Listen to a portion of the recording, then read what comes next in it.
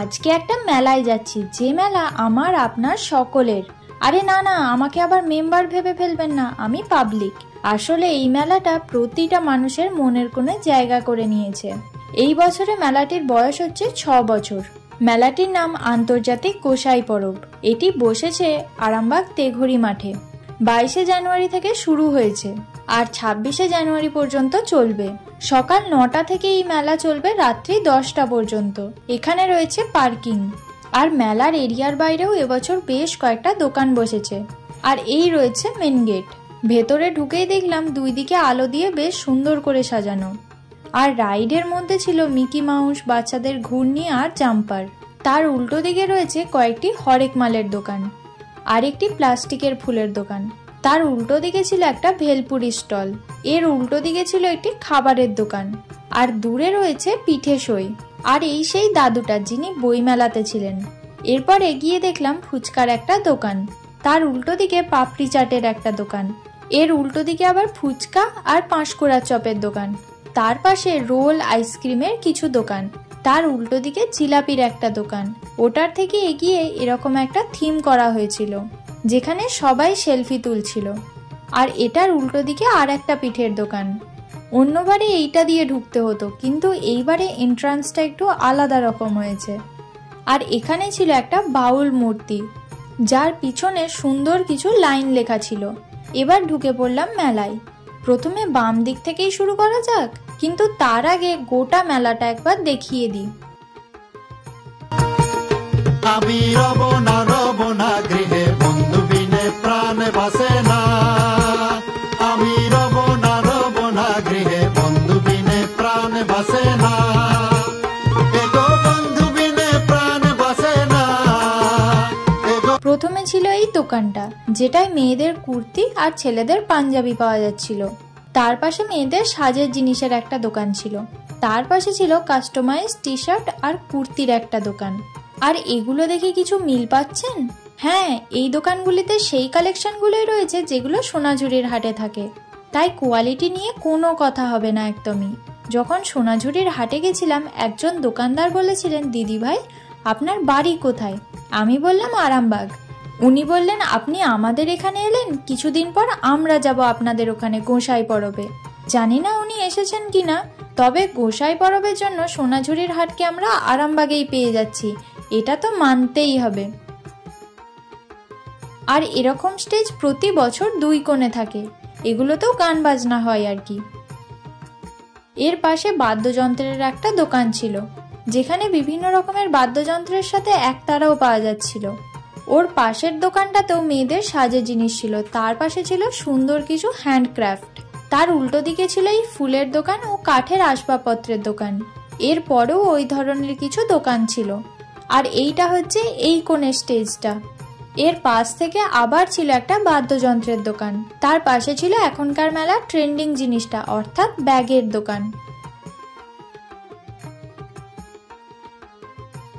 এরপর কিছু casual dress বা অ্যাস্থেটিক ড্রেসের দোকান ছিল। তার উল্টো দিকে ছিল বেতের বোনা জিনিসের একটা দোকান। আর তার পাশে কাঠের আসবাবপত্র আর শোপিসেরও দোকান ছিল। এরপর আগে যেমন দেখলাম ওই ধরনের বেশ কিছু দোকান ছিল, যাতে অ্যাস্থেটিক সব ড্রেস, ব্যাগ, জুয়েলারি পাওয়া যাচ্ছিল।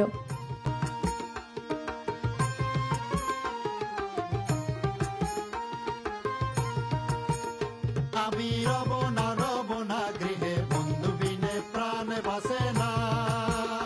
আমি রব না গৃহে, বন্ধু বিনে প্রাণ বাসে না। এগো বন্ধু বিনে প্রাণ বাসে না।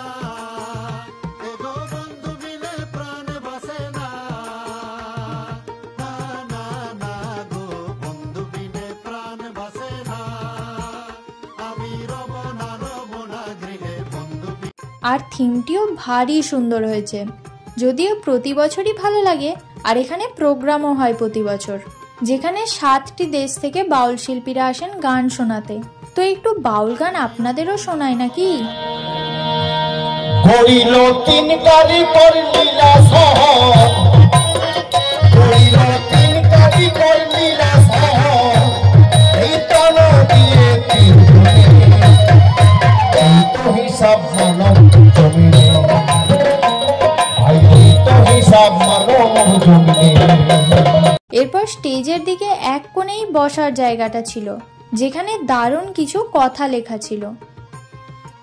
এরপরে ছিল একটা শীত বস্ত্রের দোকান, তার পাশে একটা জামা কাপড়ের দোকান ছিল, এর পাশে প্রিন্টেড টি শার্ট আর হ্যান্ডক্রাফটের একটা দোকান ছিল। সাইডগুলো দেখানো শেষ, এরপর মাঠের মাঝখানটা আর মূর্তিগুলো একটু দেখুন।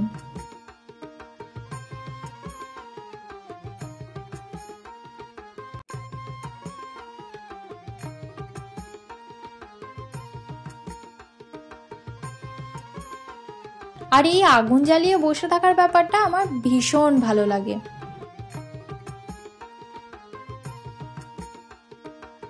আর হাতের কাজের মেলা যেহেতু ছবি আঁকা তো থাকবেই। আর এই রয়েছে মেলার সেলফি জোন। এরপর মেলার এক্সিটের দিকে অর্থাৎ খোয়াইয়ের ভেতরে ঢুকবো। অন্যবারে সোনাঝুরির হাট নাম থাকে আর ভীষণ বড় থাকে, কিন্তু এইবারে সব মোটামুটি মেলাতেই শিফট করে গেছে, তাই এই দিকটা ছোট হয়ে গেছে। এদিকেও মেলার মতোই সব দোকান ছিল, আর নতুন বলতে ছিল জুতোর একটা দোকান, আর উল্টো দিকে ছিল মাদুর কাঠের তৈরি বিভিন্ন রকমের জিনিসপত্র। তার পাশে একটা ওই নাম লেখা প্লেটের দোকান ছিল, তার পাশে ছিল একটা আচার পাঁপড়ের দোকান। তার পাশের দোকানটায় একজন উল বুনছিলেন, সেটা দাঁড়িয়ে বেশ কিছুক্ষণ দেখলাম।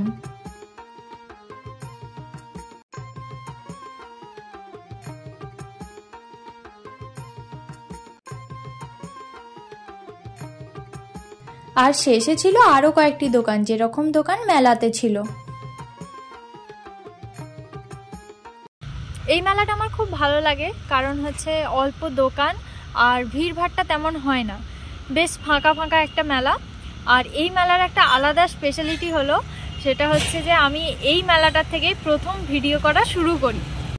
তো এই বছর একটু তাড়াতাড়ি ভিডিওটা দিয়ে দিলাম আর ডেটও জানিয়ে দিলাম। এবার আপনারা আসুন, এনজয় করুন মেলাটাকে, আপনাদের খুব ভালো লাগবে। তো এই ভিডিওটা এখানেই শেষ করছি। ভালো লাগলে অবশ্যই একটা লাইক কমেন্ট শেয়ার করে দেবেন, আর যারা চ্যানেলে নতুন তারা অবশ্যই সাবস্ক্রাইব করে পাশে থাকা বেল আইকনটাকে ক্লিক করে দেবেন, যাতে আমার সব ভিডিওর আপনারা আপডেট পান।